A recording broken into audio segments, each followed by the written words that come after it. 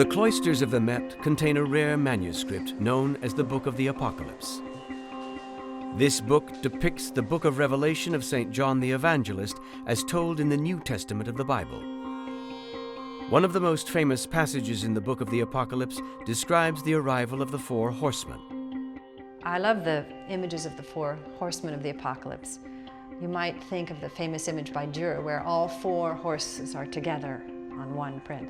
Here they're separated one by one, and each one is a little different, both artistically and in terms of what's said about that particular horseman. The first one is shown as a white horse with a crowned king riding him, and St. John is just behind. The first horseman rides a white horse. He represents pestilence. He carries a bow that symbolizes the plague arrows of Apollo and Artemis. And the second is a knight with his sword upraised and a brown horse. The second horseman represents war. The reddish-brown color of his horse, as well as the rider's possession of a large sword, suggest blood spilled on the battlefield.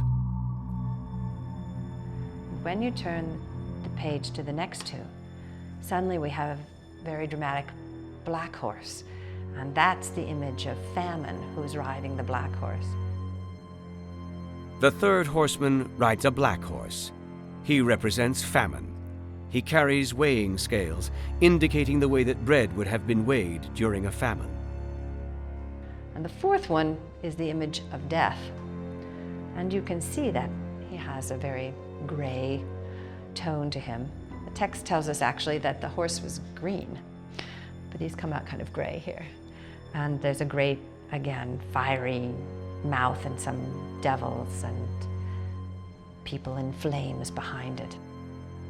The fourth and final horseman rides a pale horse. He represents death.